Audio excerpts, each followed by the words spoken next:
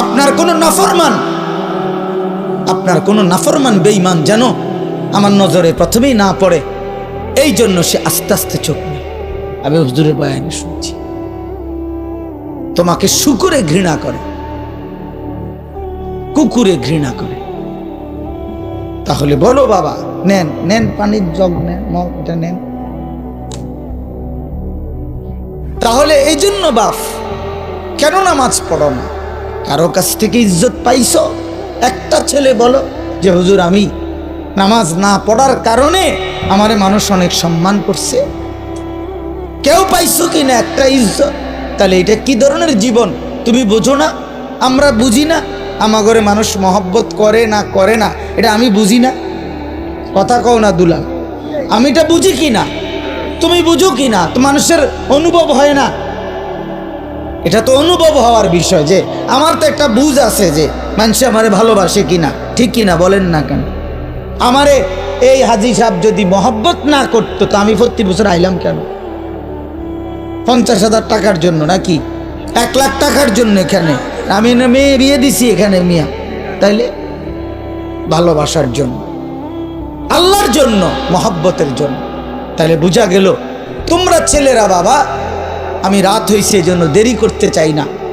তোমরা একটা ছেলে হইল ভাইব, তুমি ইনসাফের সাথে তোমারে মানুষ ভালোবাসে কিনা, এই সমাজের মানুষ তোমার দিকে তাকাইলে কি মনে করে তুমি বুঝো না? তুমি বুঝো না ভাইয়া? কি পাইছো নামাজ না পড়ে? নারী দেখতে দেখতে, উলঙ্গ ছবি দেখতে দেখতে অর্জনটা কি? অর্জনটা কি? কিচ্ছু না, ধোকা খাইছো। এই জন্য আগামীকাল রাত আমি অনুরোধ করলাম, আগামীকাল শবে বরাতের এই রাতে আলাদা আলাদা, শবে বরাত উৎসব না, শবে বরাত অনুষ্ঠান না, শবে বরাত বিরিয়ানি না, শবে বরাত খিচুড়ি না, শবে বরাত জিলাফি না, শবে বরাত ইবাদত। কথা বলেন কি? সবাই বলেন কি? এটা ইবাদত বেটা, ইবাদতের জন্য, এটা নফল বন্দেগীর জন্য। প্রত্যেক বছর আপনারে এশার নামাজের পরে 2 ঘন্টা প্রতি বছর শবে বরাতে আপনারে 2 ঘন্টা দইরা একবারে লাফাইয়া আপনারে ওয়াজ করে সুর দিয়া গাইয়া ঢুল্লা বুঝাইলাম শবে বরাত, যে বুঝছেননি? হ্যাঁ বুঝছে, ঠিক ঠিক ঠিক কিনা? ঠিক ঠিক ঠিক ঠিক কিনা? কিটা ঠিক কিনা? বুঝছে? শবে বরাত বুঝছে। তা হুজুর এবার মুনাজাত দিয়া দেন, সবারে 4টা জিলাফি দিয়া দেন। হ্যাঁ, শবে বরাত বুঝছে, ওটা বাইর দিয়ে শুয়ে লাইছে। তো আপনারা তো যে 30 বছর ধরে প্রত্যেক বছর এসার পরে শবে বরাত এটা বুঝাইতেই আছে, তা আপনি এখনো বুঝছেন না? এটা এখনো বুঝছেন না? আপনি আমল করবেন তাহলে কোন বছর শুরু করবেন? কোন বছর? আপনার প্রত্যেক বছরে ওয়াজে কইতে বিড়া। আমার কথাটা বুঝছেন নি আপনি? আপনি এটা বুঝছেন না? তো এটা না বুঝার কি আছে? বলেন চাচা, এটা না বুঝার কি আছে? সহজ কথা যে সন্ধ্যা থেকে নিয়ে ফজর পর্যন্ত আপনি আল্লাহর ইবাদত করবেন, ঠিক আছে না কথা? কতক্ষণ জিকির করবেন, কতক্ষণ তেলাওয়াত করবেন, কতক্ষণ বারবার দোয়া করবেন, বারবার 2 রাকাত, একবার 4 রাকাত, একবার 12 রাকাত, একবার 6 রাকাত, আবার কাঁদেন, আবার দোয়া করেন, প্রয়োজনে একটু বিশ্রাম করেন, রাত্রিবেলা সেহরি খান, তসবিহ পড়েন, আল্লাহর কাছে দফায় দফায় দোয়া করেন। বান্দা নবীজি বলছে, উম্মত দোয়া করে কখনো ক্লান্ত হইও না।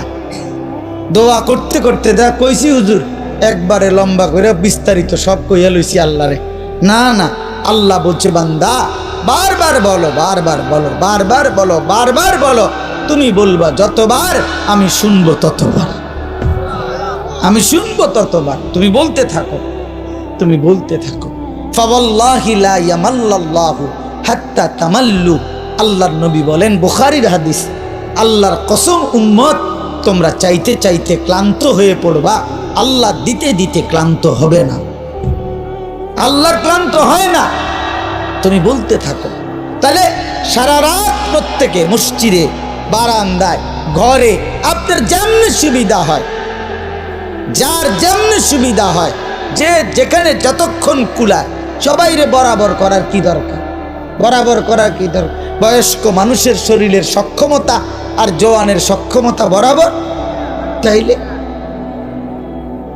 এই জন্য আপনাদের ছেলেরা তোমাদের কাছে বাবা অনুরোধ করছি, সবাই না বুঝলে অসুবিধা নাই, একজন যদি বুঝো তো তোমার জন্য আমি বললাম, নিজের ফিকির করো বাবা, গুনাহ থেকে ছাড়ো বাপ।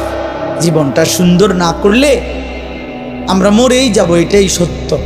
কত কিশোর, কত নওজোয়ান বাবা কবরে চলে গেছে বাপ। তুমি নিশ্চিত তোমার এই জওয়ানি থাকবে না, 3 অবস্থা হবে, হয় তুমি বৃদ্ধ হয়ে যাইবা, নয়তো রোগ, কোনো বড় সড়ো কোনো রোগ এসে তোমারে দুর্বল করে দিবে, আর নয়তো মৃত্যু এসে তোমারে থামাই দিবে। তুমি এক অবস্থার উপরে 30 বছর থাকবা না, তুমি এক অবস্থার উপরে 20 বছর থাকবা না বন্ধু। হয় রোগ আক্রান্ত হয়ে যাইবা, নয়তো বৃদ্ধ হয়ে যাইবা, আর নয়তো কবরে চলে যাইবা। তোমাকে ছেড়ে দিতে হবে দুনিয়া, তোমাকে এই জওয়ানি ছেড়ে দিতে হবে। এই জন্য আমি অনুরোধ করছি, প্রত্যেকটা নওজোয়ান আগামীকালকে রাত্রে জাগার সিদ্ধান্ত নাও।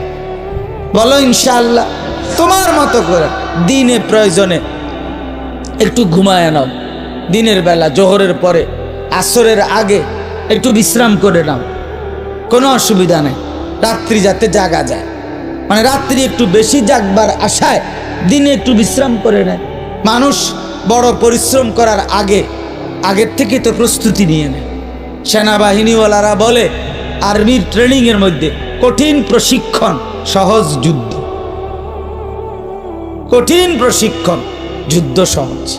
তাইলে একটু প্রস্তুতি নিয়ে রাত্রি জাগার জন্য যদি আমরা চেষ্টা করি, আর বারবার দোয়া, ইস্তেগফার, কান্নাকাটি, গুনাহ মাফ চাই, তো আল্লাহ তাআলা ভীষণ খুশি হবে, ভীষণ খুশি হবে।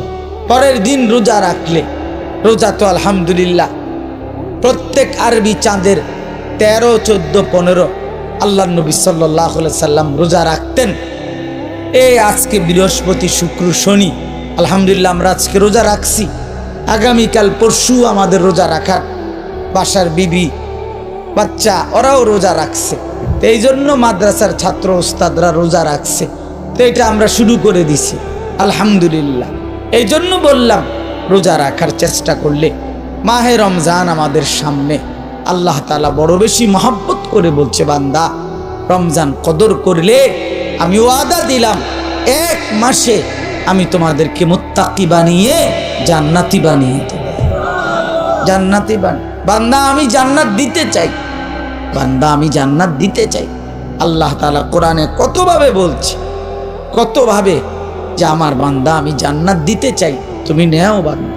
ওয়াসারিউ ইলা মাগফিরাতিম মির রাব্বিকুম ওয়া জান্নাতিন, আল্লাহ বলে আমার বান্দা জলদি আসো, আমার থেকে মাগফিরাত নাও এবং আমার জান্নাত নাও।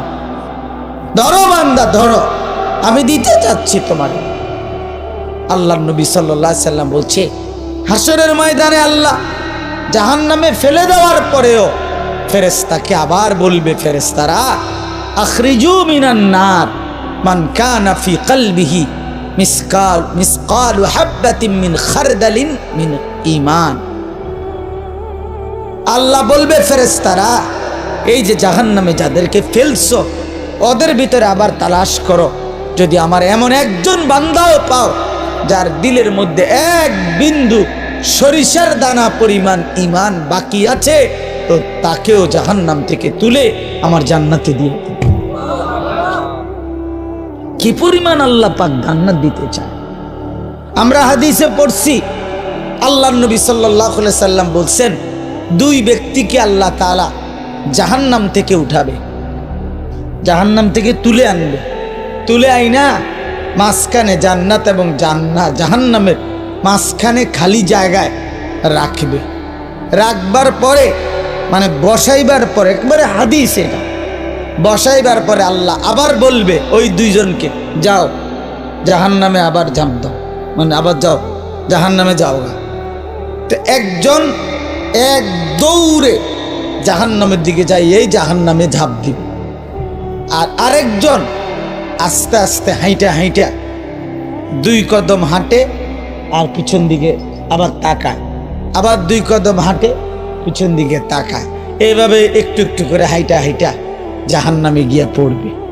তো আল্লাহ তাআলা আবার 2 জনকে উঠাবে, এই 2 জনকে উঠাইয়া প্রথম জনরে বলবে, তুমি এরকম দৌড় দিয়া জাহান্নামে পড়ে গেলা কেন? সে বলবে, মাওলা জীবন ভর আমি আপনার নাফরমানি করেছি, আপনার কথা মানি নাই বলেই তো আমি জাহান্নামী হয়েছি। আজ যখন আপনি আমারে জাহান্নাম থেকে তুলে ওই মাঝামাঝি জায়গাতে রাখছেন, রাইকা আবার যখন কইছেন জাহান্নামে যাইতে, পড়তে, লাফ দিতে, তো এটাও তো আপনার একটা হুকুম। চিন্তা করছি জীবনে কোনো হুকুম না মাই নেই তো জাহান্নামী হইলাম, তো আজকে একটা হুকুম মানি। আর এই জন্য আপনার হুকুম মানার জন্য জাহান্নামে গিয়ে লাফ দিলাম। আল্লাহ বলেন, আমিও তোকে মাফ করে দিলাম।